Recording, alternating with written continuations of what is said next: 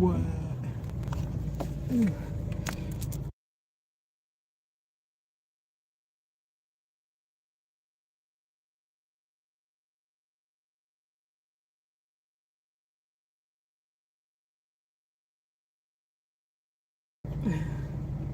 You're awake. Wow. Now that you don't work.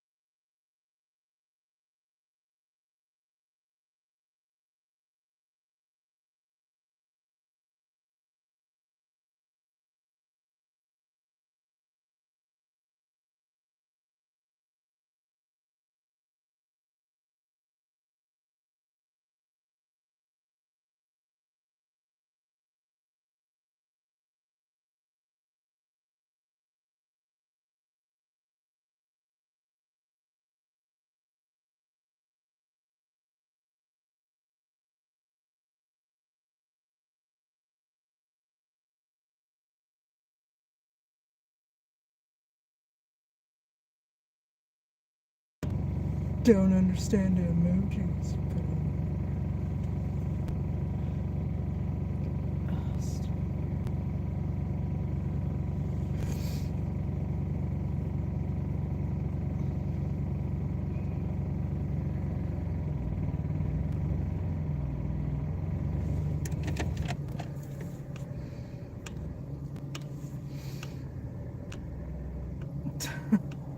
Okay.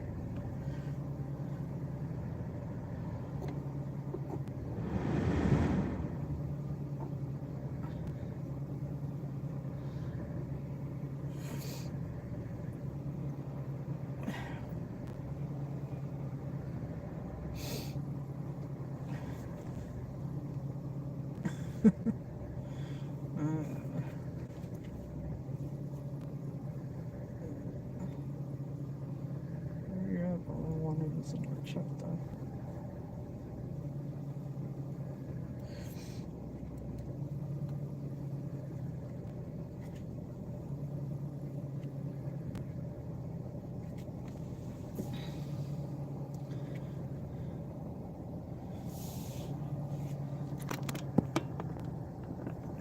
There's my passenger.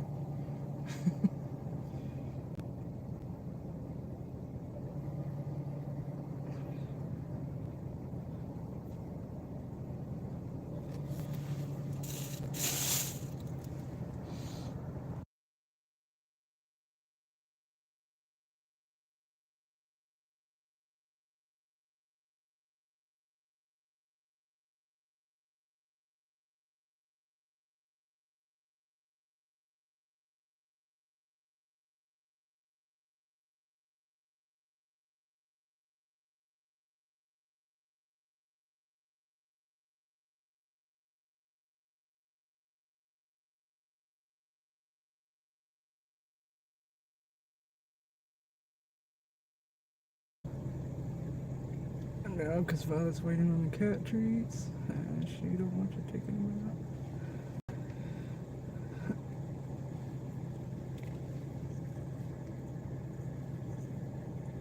No, but your daughter will get mad at you.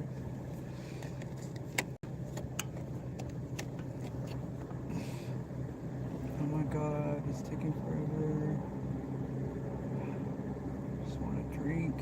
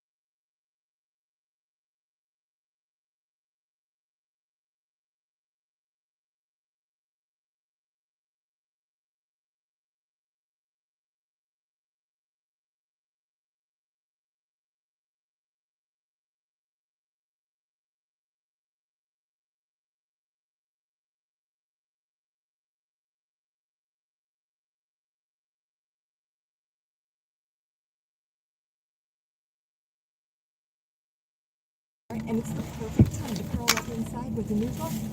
LitJoy is more than a fully customizable quarterly book box subscription. It's your destination for special edition books and book treasures. From beautifully illustrated and signed book copies to themed bookends and drinkware, LitJoy has everything you need to tackle your to-read pile this fall. Visit litjoycrate.com Oh, when I today. get home, LitJoy, where the I have a thoughtful bag of cat comes to food life. and cat treats.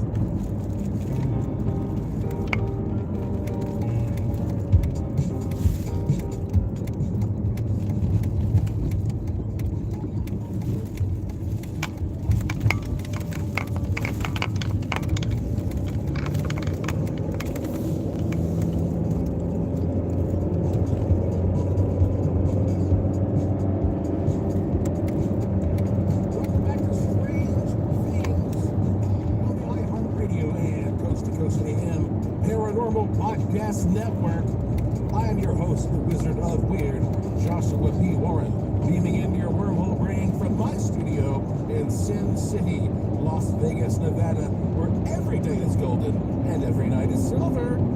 Giatato Zume. And I have a feeling that Charles Fort was speaking to me from the grave, from the spirit realm, and inspiring me to present this podcast for you that has been released on the anniversary of his death. Let me tell you a little bit more about how he lived his life. Charles Foy Fort, born in Albany, New York, 1874, of Dutch ancestry. His father, was authoritarian, and in his unpublished autobiography, Ford mentions the physical abuse he endured from his father. One of Ford's biographers suggested that his distrust of authority began with his treatment as a child. Ford felt a strong sense of independence during his early years. As a young adult, he wanted to be a naturalist, collecting seashells, minerals, and birds. And although he was described as curious and intelligent, he was not a good student. He was self-taught, but his knowledge was considerable, and he did an enormous amount of extensive reading. At age 18, Ford left New York to embark on a world tour to, quote, put some capital in the bank of experience, end quote.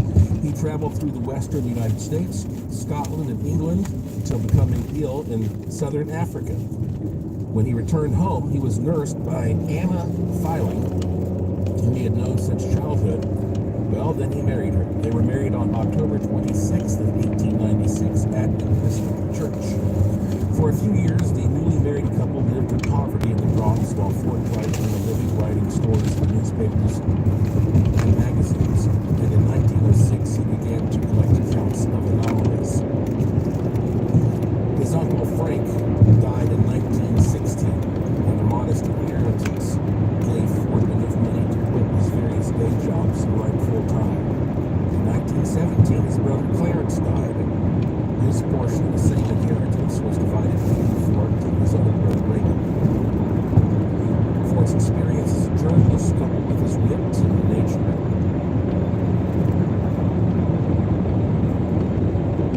piece of scientific positivism. Because what that means is it's a tendency of journalists and editors of newspapers and science journals to rationalize things instead of taking at face value what they have found, the data. And so he wrote a few short stories and tried to hand some novels. He actually would often get discouraged and burn his manuscripts, but it changed his life. Opened the band, his first non-fiction book, in 1919.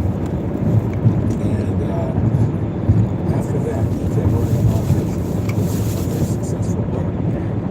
Ford and Anna lived intermittently in London between 1920 and 28, so Ford could carry out research in the reading room of the British Museum. But although born in Albany, he lived most of his life in the Bronx. He was, like his wife, fond of movies, often took her from their Ryer Avenue apartment to a movie theater nearby, stopping at an adjacent newsstand for an armful of various newspapers.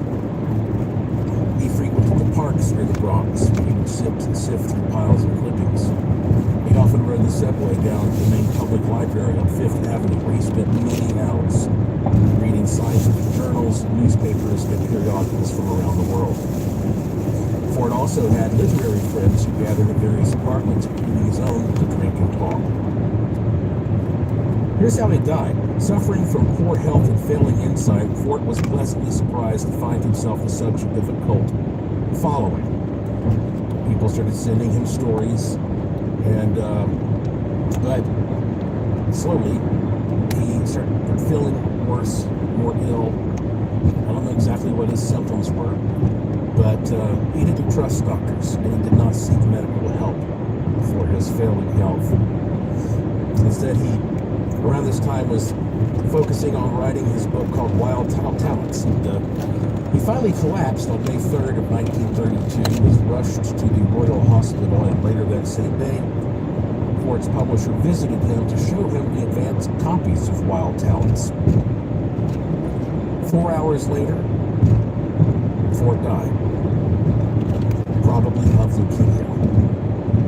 He was interred in the Ford family plot in Albany, New York. How about that? The last thing you got to see was this book that he worked himself to death over. For more than 30 years, Charles Ford visited libraries in New York City and London, assiduously reading scientific journals, newspapers, magazines, collecting notes on phenomena that were not explained well by the accepted theories and beliefs of the time. He took thousands and thousands of notes during his lifetime, and sometimes in his note-taking, he would get depressed, discouraged, burn his work, start all over again. And when you look at his actual writing, and I have copies of all of his books, but this is the first one, the Book of the Damned. And again, it's huge. When you read his books, I'm going to read you some passages. In my opinion, he wrote like a man, like I said, he wrote like a man truly obsessed. Though his prolific books are filled with a procession of specific citations, sources, names, and dates, his writing style is also kind of rambling and bloated. It's not necessarily the easiest thing to read, but in his commentary, he's digging as deep as he can below the surface of reality and the psyche and vast, ancient, cosmic mysteries, and exploring the relationship between it all. So he was obviously a creative genius. He was talking about all these things that seemed impossible in a time before anybody knew about quantum physics, which now kind of states that, well, anything is possible. In his book here, Book of the Damned, one of the things he starts out by saying is, about 100 years ago, if anyone was so credulous as to think that stones had ever fallen from the sky, like meteorites, he was reasoned with. In the first place, there are no stones in the sky. Therefore, no stones can fall from the sky. Or nothing more reasonable or scientific or logical than that could be said upon any subject. The only trouble is the universal trouble, that the major premise is not real, or is intermediate somewhere between realness and unrealness. Then he goes on to talk about this scientist in 1772 who was going out and studying stones that had supposedly fallen from the sky, hot stones, and said, look, there are no stones in the sky, so there's no way that stones can fall. Ford says this man believed that only lightning striking a stone, heating it, and melting it could be explained. The scientist named Lavoisier said, quote, this absolutely proved the stone had not fallen but had been struck by lightning, so authoritatively falling stones were damned. And that's the way it was for many, many years. And he uses this as an example of the problem with a lot of scientific dogma. And he talks mainly throughout this book about everything you can imagine falling from the sky. And of course, he starts with stones, but he works into flesh and slime and coins and just like everything you can imagine. He says, the living things that have come down to this earth, it attempts to preserve them. Small frogs and toads, for instance, never have fallen from the sky or on the ground in the first place, but that there have been such falls up from one place in a whirlwind and down in another does not make complete sense. And he goes on to talk about if there were just like water spouts that were picking up, say, frogs and then dumping them down somewhere else out of the sky, how come there would be no tadpoles? He says there's not one report of tadpoles. And he actually says there's not one report of gigantic frogs either. Just a very particular type of frog gets picked up. He's perplexed by this. Why that you don't have tadpoles being picked up. As he continues to go into this, I mean, we're already into page 194. He writes, our antagonism is not to science, but to the attitude of the sciences that they have finally realized, or to belief instead of acceptance, to the insufficiency, which, as we have seen over and over, amounts to paltriness of scientific dogmas and standards. Or, if several persons start out to Chicago and get to Buffalo, and one be under the delusion that Buffalo is Chicago, that one will be a resistance to the progress of the others. Very important point of view there. And again, he writes in a weird way, at least reading it all these years later. But he says, the problem is not science, it's the attitude of sciences that have become beliefs or dogmas.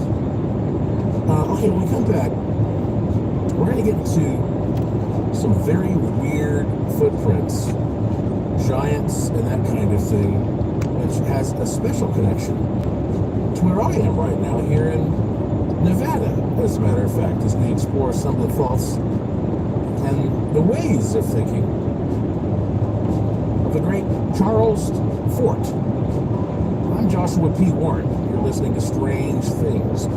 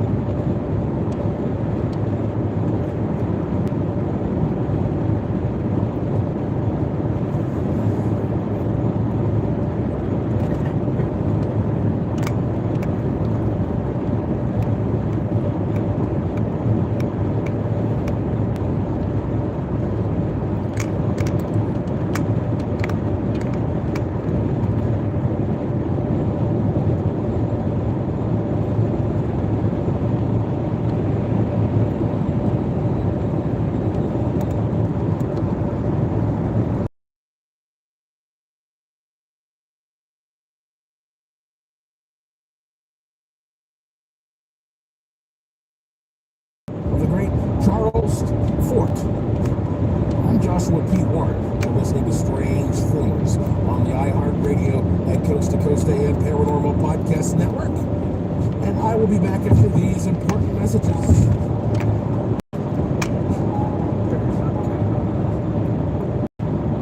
Food brings people together, but for many families, figuring out where their next meal is coming from is a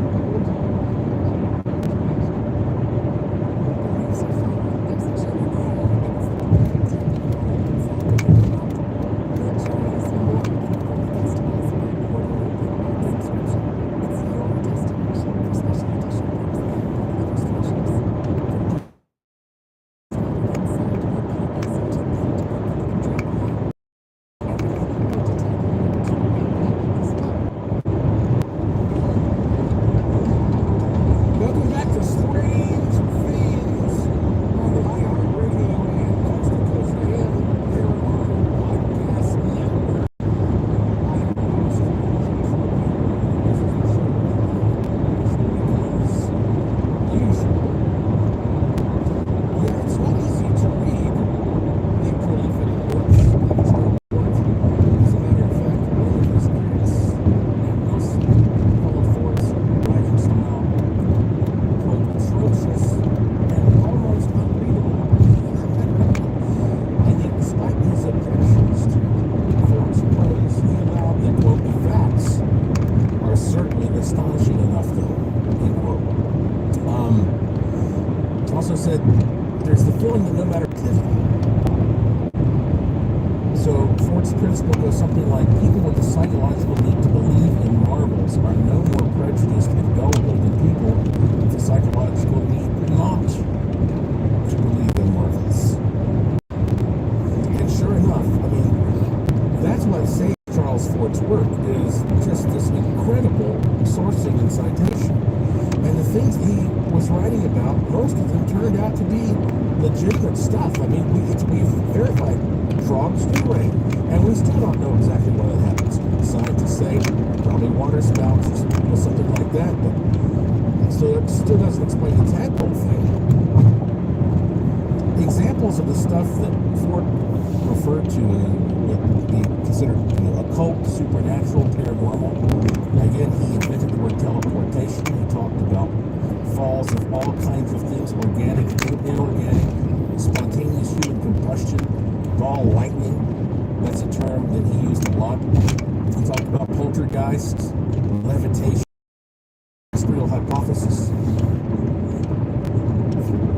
This is really interesting. After he's been talking for almost 200 pages about weird stuff, he says, quote, I think we are property. I should say we belong to something. Once upon a time, this earth was no man's land, that other worlds explored and colonized here and fought among themselves for possession. But that now it's owned by something. Because something owns this earth. All others warned off. I suspect that after all we are useful, that among contesting claimants adjustment has occurred, or that something now has a legal right to us by force, or by having paid out analogs of beads for us to former, more primitive owners of us. All others off. That all this has been known, perhaps for ages, to certain ones upon this earth, a cult or order, members of which function like bellwethers to the rest of us. or as superiors or overseers, directing us in accordance with instructions received from somewhere else in our mysterious usefulness. But I accepted in the past, before proprietorship was established, inhabitants of a host of other worlds have dropped here, popped here, wafted, sailed, flown, motored, walked here, for all I know, been pulled here, been pushed, have come singly, have come in enormous, have visited occasionally, have visited periodically for hunting, trading, replenishing, harems, mining, have been unable to stay here, have established colonies here, have been lost here, far advanced peoples or things and primitive peoples or whatever they were. Wow. Then he brings this up. He's talking about some of the weird, fossils, and he says, how about the footprints in the sandstone near Carson, Nevada? Each print 18 to 20 inches long. That's according to the American Journal of Science. He gives a citation. He says, these footprints are very clear and well defined. Reproduction of them in the journal. Blah, blah, blah. The size of these footprints, and especially the width between the right and left series, are strong evidence they were not made by men, as has been so generally supposed. That's interesting because just recently there was an article in the New York Post, a follow-up on that story. Hopefully I'll have time to read that to you. Moving right along, he talks about oh goodness, he gets into poltergeists and stones being thrown around. This is really weird. He asks, I think I need to read this whole thing. He's got a report in here from the Journal of the Royal Meteorological Society, and this goes back to 1870. This is an official report by Captain F.W. Banner, and he says, this is quote now, upon the 22nd of March 1870 at such and such latitude and longitude, the sailors of the Lady of the Lake, that's the name of a ship, saw a remarkable object or, quote, cloud in the sky, and they reported it to the captain. According to Captain Banner, it was a cloud of circular form with an included semicircle divided into 4 parts. The central dividing shaft beginning at the center of the circle and extending far outward, curving backward. Don't worry if that didn't make sense to you, because I'm going to explain in a second. There's an illustration. So there's this big weird gray thing. It says geometricity and complexity and stability, and the small likelihood of a cloud maintaining such diversity of features, to say nothing of appearance of organic form. The thing traveled from a point at about 20 degrees above the horizon to a point about 80 degrees above. Then it settled down to the northeast. It was light gray in color, much lower than the clouds. Whatever it was, it traveled against the wind. It came up obliquely against the wind and finally settled down right in the wind's eye. For half an hour the form was visible, and when it finally disappeared, it was not because it disintegrated like a cloud, but because it was lost to sight in the evening darkness. And Captain Banner drew this picture of it, and honestly, it looks kind of like a stingray. There's a circle, and then there's sort of a hooked tail. You could almost use your imagination and say it reminds you a bit of the Starship Enterprise, but it definitely has this very weird circular shape that you could describe as being like a saucer with an antenna or something.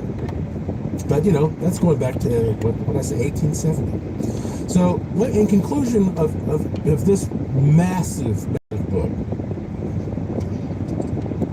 I think this is one of the most significant lines that he wrote. Just one sentence. If a single instance of anything be disregarded by a system, our own attitude is that a single instance is a powerless thing. So he's saying if just one instance of this stuff is true, but we just blow it off because we can't explain it, well then our attitude is that a single instance has no power. Well, that doesn't make sense, does it? And this shows you the incredibly complex mindset that this guy had back then regarding how to understand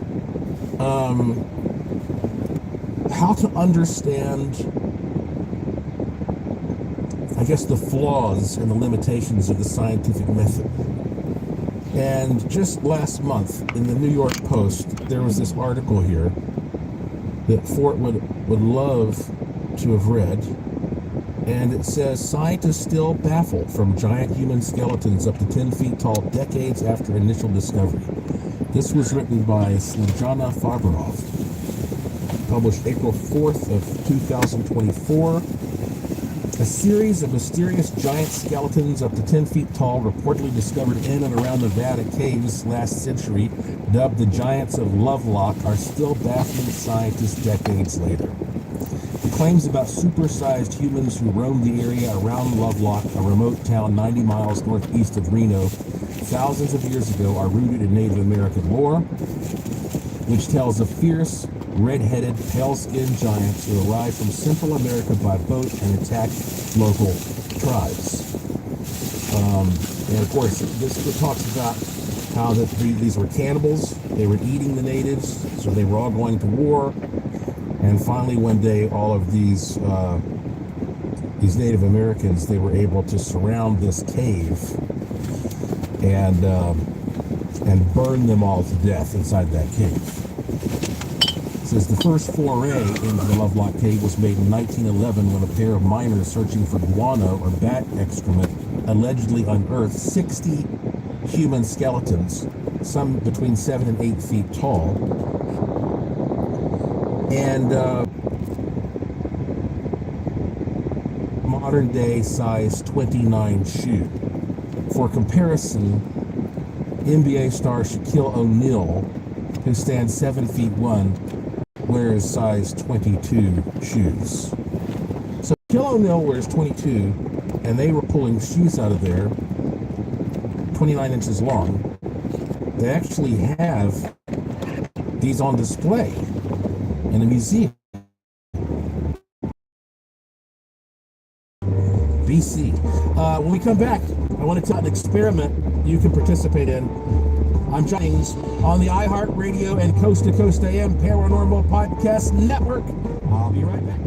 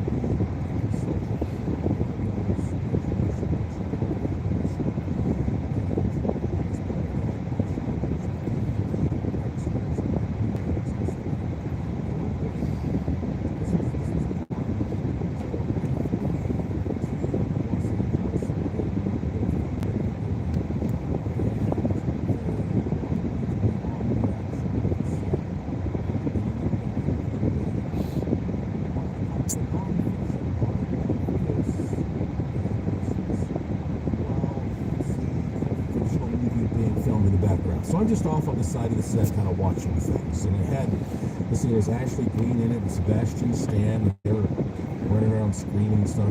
But anyway, so at one point, here I am out in sort of this country area in Southern California, and they had apparently gone out and rented somebody's house for their shoot, and it's in the middle of a really big yard at the end of a long driveway. And at one point, I'm watching this giant crew. There's hundreds of people milling around on this crew. It's at nighttime, and they're setting up all this complex lighting. And at one point, this woman, who I guess was a lighting lady, she comes walking up and she looks down at this rock on the ground. She looks very perplexed. She says to this grip, "Do you know if that's a real rock or a prop rock? Because if that's a real rock, then I want to move it. But if it's a prop rock, well, I don't want to touch it." And the grip says, "Geez, I don't know. Let me go get the set supervisor." Okay, so we wait around. Then so the set supervisor comes back. "Is this a real rock or a prop rock?" "Ooh, good question," says the set supervisor. So then they go and get the prop master, or they're trying to, and they can't find the prop master. And so finally they get a hold of the third AD, and he doesn't know if it's real. And then they get the second AD, and he doesn't know if it's... So finally they just give up on it. And they just work around it. And to this day, I imagine nobody knows whether there's a real rock or a prop rock sitting in the yard outside this house. And that's why people in show business are so often out of touch with reality. That is a very good example, though, of how confused we can get about what's real and what's not. We're living in this day and age, especially with cyber tech and AI and holograms, and how much of this is real, how much of this is just some big matrix that we're wandering around in. I think that may be the key, of course, to how manifestation works. And so I've been teaching this for a little while. Those of you who bought an Electrum ring are going to be invited. I'm inviting you right now to participate in an experiment with me. This is only for those of you who have an Electrum ring, because if you bought an Electrum ring, it's not only a physical thing, it also makes you a member of a club, which we call the Electrum ring. So if you have an Electrum ring, you are a member of the Electrum ring. And here is what I would like for you to do. On Thursday of May 30th of 2024, and you write this down somewhere, okay? On Thursday of May 30th, Thursday, May 30th of 2024, at 5 p.m. New York time. That's just a reference point for you, okay? So whatever the time is for you, like for me, it'll be,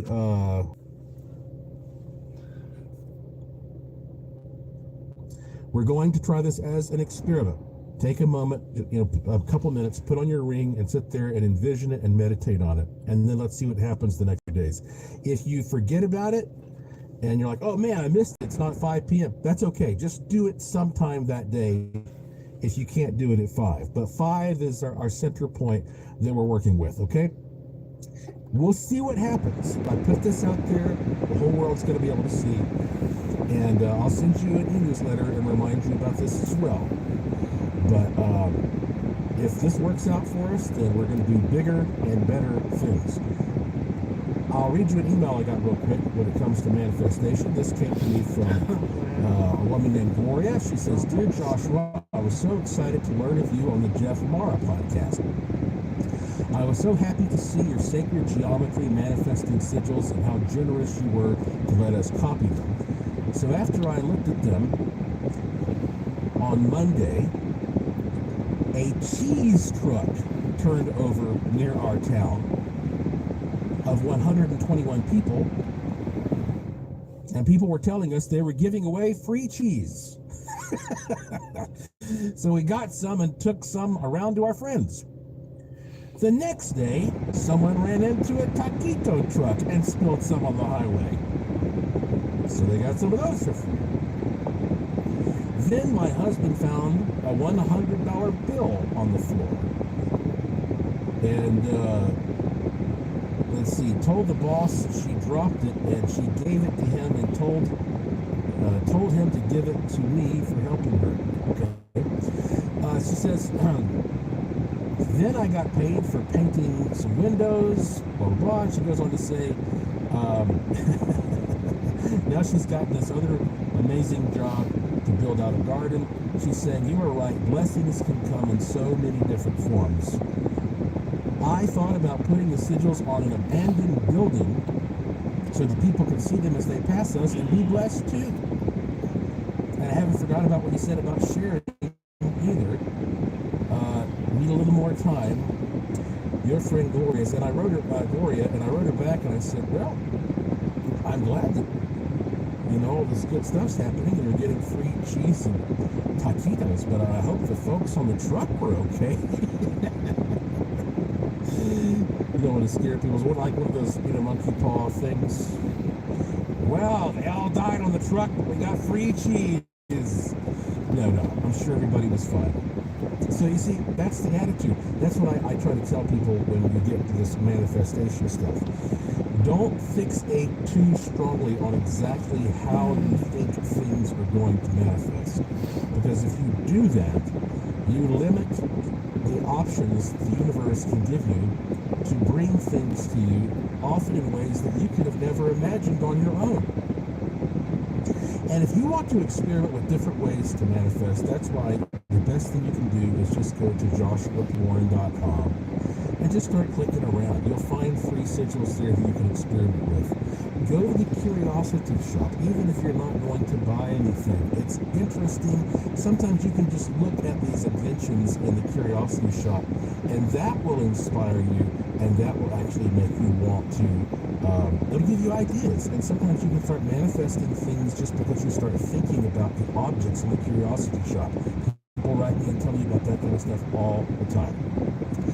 And of course, if you do buy something from there, you're supporting the show and you're keeping us in business. So here's something that I always like to do if I have time to end the show on a positive note. It's a free show, and this is a free vibration that I created in my laboratory years ago, and it has done a lot of good for a lot of people around the world. It's called the Good Fortune Tone, and you know what? You can just close your eyes and take a deep breath and relax and listen to it. It's like 20 seconds long. Or if you have a beverage, you might want to put the beverage next to your speaker, and then when you drink the beverage, maybe you'll drink in the good vibes. So here it is, my friends, the Good Fortune Tone.